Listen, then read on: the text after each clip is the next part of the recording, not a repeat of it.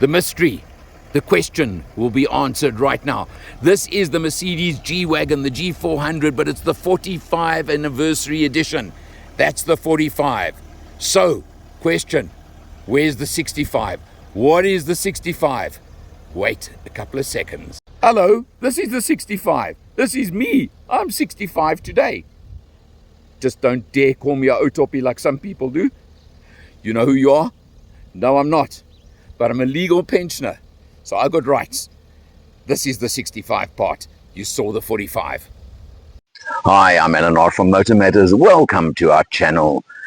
As a special treat, and this is a special video, special test, Mercedes-Benz South Africa gave me this, and I use the word this very carefully, the Mercedes-Benz G400d, otherwise known as the Gelandewagen. Military developed, 4x4 like you can't believe, but also luxury like you can't believe. So it's an absolute contrast of the two, built into one massive, massive vehicle. But this isn't even a standard G400d. It is the 45-year anniversary edition, otherwise known as the Schokol edition. So you've got, besides this gigantic vehicle, and I can't show you everything on it. I just find, for example, a standout. The indicators on the front fender over here, which take me back many, many years. But you know what? You see them from the driver's seat. That actually is useful when you're navigating, when you're trying to move a vehicle this big through a space maybe a lot smaller. You come around over here, you'll see there's the beading with Schokol edition since 1979, etc., etc. on there, and 20-inch massive alloy wheels instead of 19s you get on a standard G400. So these are some of the little differences. This running board is not standard either. It's a special one for the Schokol edition. And look at this. When last did you push a button like that to open or close a door? And before I jump in, I just got to show you is, when last did you hear a door that closed like that? Ka-thunk. It seriously is solid as you're ever going to experience. Now, when you're vertically challenged like I am, and some of my family are even more so, getting into this vehicle can be a bit of a job and a bit of a task. Onto the running board, up here, in you go. And yep, it is quite something. It really is. In the back seat, and you can, I have discovered, because I had some passengers in the back, you can actually, to an extent, adjust the angle of the backrest if you want to, which does help. Otherwise you lean back. But of course, you've got acres of headroom. Driver's seat set for me. Look at the space over here. You've got aircon vents over there. You've got heating for the rear seats. You've got aircon vents over there, and you've got controls for temperature and fan over here as well for the rear compartment, which is fantastic. Interestingly, you've only got a standard sunroof and not a panoramic roof, but again, something you either want, don't want. But now let's have a look on the door and the detailing on the door. First of all, you've got cooling for the rear seats. Or that's actually heating for the rear seats. So you've got heating for the rear seats. Burmester sound system. Look at the way it's structured. Look, this is the door handle, and look at even the quilting over there on the door panel. It all just speaks solid as they're ever going to come, solid as a rock. And that 45-year story, as they say, maybe they're trying to tell you they would love this one and expect it to last 45 years. Did you hear the door close again? That's unreal. Come round to the back. Of course, this vehicle is massive. It's square. It's bulky. Spare wheel on the back over here. And something to take care of is note that the spare wheel protrudes pretty far out, way beyond the tow bar even. But the door opens sideways. It's also an interesting feature. So, Alan, test time. I'm not removing that shelf, you'll get the idea. Of course, you've got height like no other car that I've come across, because it is just so high that way. What's this? 2.5 Allen boot, I'd say, at least. Yeah, let's call it a 2.5 Allen. And you can drop these seats if you're really traveling 2 up and want to load. Bits of dust on the vehicle you'll see from our off-road expedition. But look at this, even on the inside of the back door, the padding, the quilting.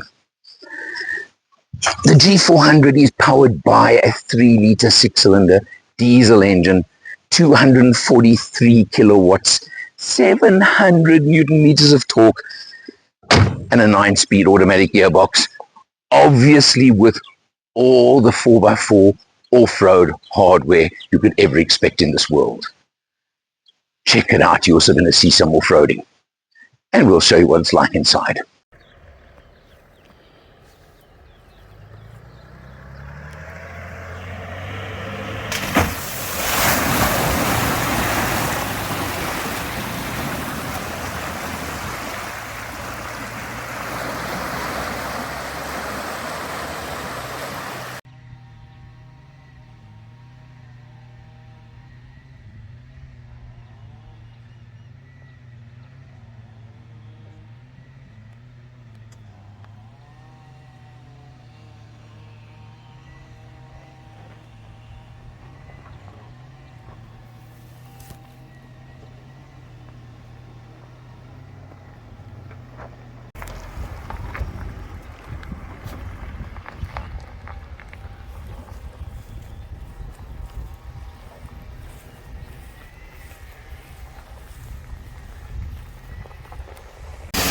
And what else can we do after that?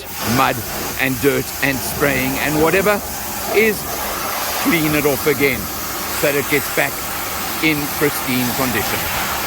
Go for a few minutes with that. Okay, go for it. On the road in the G400 diesel, and we coming back, believe it or not, guess what, from Harty's for a change. And hill, what hill? We're on a hill, aren't we? I mean, really, as if it makes any difference whatsoever to this vehicle. With 243 kilowatts and 700 newton meters of torque, do you really think it's going to make a difference whether you're on the level or on a hill or anything else? But this is a brute of a vehicle. I think that's the only word. It totally belies its size, its weight, its height, its slab sides, everything. It defies all those laws of gravity and everything else. It just goes. I don't want to drive it fast because that's not what it's about. But you're also ensconced in total luxury. You've got your massive double screens, as you would expect, the instrumentation, the infotainment in front of you over there, gigantic propeller, as they call them, aircon vents. There's your 3 deflocks. It's just got it all. It's unbelievable what this vehicle has. But the other thing is, it's very, very easy and light to drive. It's an absolute pleasure on the road. And you'll have seen in the video as well what a pleasure it can be off-road. But that's a whole other story that I don't want to tell you about now. The back seat's got acres of space. It's only a 5-seater, interestingly. It doesn't matter whether it has a 7-seat option. If you want it, I'm telling you there's enough space. But that's, again, not important. But this diesel engine as well, when you consider the size and heft and power of the vehicle, I've averaged in overall driving 11.4 litres per 100. I think that's pretty exceptional for what it is. Just overall, let me tell you, a total experience. It's old-fashioned in certain ways and totally up-to-date in other ways, and I think that's part of the charm. And that 45th anniversary that this special edition is, that gives you a few little extras, just tells you more and more about the legend of the G-Wagon. Jumping in behind the wheel, it's a mix of the old and the new and the modern and the not. For example, you've got the one-piece screen across here, as you would expect, and it's got obviously your TFT instrumentation. Look at this now. This is a vehicle that weighs who knows how much, 2.5 tons, something like that. It's built with the aerodynamics of 3 bricks put together on top of each other. And yet I've averaged 11.4 litres per 100 kilometers, which you've got to say is exceptional for something like this. 100-litre fuel tank as well, so you can still go pretty far on a tank of fuel. And I'm sure if you're just cruising on the open road, it could come down somewhat on that. This is our mixed driving, including city, urban, etc. You've got obviously your multifunction steering wheel. Obviously, you've got everything. I can't tell you all of these things. And you've got the haptic switches over there. You've got your cruise control. You've got lane departure, lane keep. And I've got to just tell you, the lane keep assist is quite vicious if you touch on a line. I'm not sure, maybe you can set it to a lower intensity. I would be interested for Mercedes to tell me. You've obviously got paddles behind the wheel. On the door over here, you've got, typically for Mercedes, the controls for the electric front seat, which includes obviously the passenger side with memories, and you've got both heating and cooling for the front seats. I think you're getting the idea that this is a car that is equipped to the nth degree plus. And of course, my pet peeve, you have got gear shift on the stalk over here. You've also got a G-force over there and things like that to tell you what the vehicle is doing and other features like that. It's very much a mix of the old and the new on the interior. The old-fashioned, slightly dated version of the Mercedes-Benz dash interior infotainment, but it's not important because it has everything. It's got the scroller and the mouse pad that you had in the previous versions, and not necessarily touchscreen. But look at the size of the screen, look at the size of the map there, for example, and what it gives you all the information you want. But even more important is, of course, the camera system. That's the reverse camera over there. You can see you've got the overhead view as well. But of course, when you want to go off-roading, if you're going to go off-roading in this, the more important fact is all the different camera views you can get. And you can see now all the different versions and all the overhead views, for example. This is for serious 4x4ing, obviously, and you even have the invisible bonnet, as they call it, that you can see rocks and anything underneath the vehicle. So that's important for you if you're going to go off-road and go and do some proper off-roading in the vehicle. You've got that big handle over there. Now you come down between those vents there, those air vents. Can you see you've got 3 diff locks? Yes, 3 of them. But you've also got obviously buttons next to the mouse pad over there to use to set up 4x4 low range, etc., etc. It's all electronic, all at the push of buttons, all very, very easy to do, and you can set the vehicle up for exactly what conditions you're planning to encounter along the way. I do love the fact that you've got proper piano keys for your aircon ventilation system over there, and an old-fashioned clock in the center as well. All those things are there, and they're all nice and useful. And of course, that button over there where you can change your transmission modes, whether it's sport, individual, economy. You know those ones as well. Very much what you expect from any upmarket vehicle nowadays. I think that's the best way to put it. But it's solid. It's brilliantly built. It's put together. You can see this car's built to last a lifetime, and a long lifetime at that. You know nothing is going to fall apart. There's space in the back. There's acres and acres of space, and you've got that big grab handle in front of the front passenger if they want to hold on, and it says manufacturer over there, which of course means it's the Mercedes version of the individualizing that you can do on a vehicle of this type. All of it there for you, all of it obviously at a price. That's a big thing. But this vehicle is not about price. It's not about money. It's about making a statement, and it's about knowing that you've got probably one of the very, very best 4x4s you could possibly ever buy in the world. And I use those words. So the fact that it costs 3.7 million rand, is that even important? I don't think so.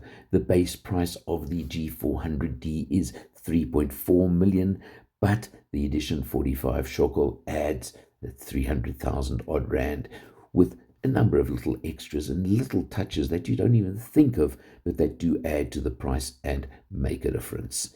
So it's really a case of, I think, in a situation like this where it doesn't matter. It's not about that. It's not about the money. It's not about the price. But it really is a treat. And it was my 65th birthday treat from Mercedes to give me this on test. For MotorMatters, I'm Eleanor. See you next time.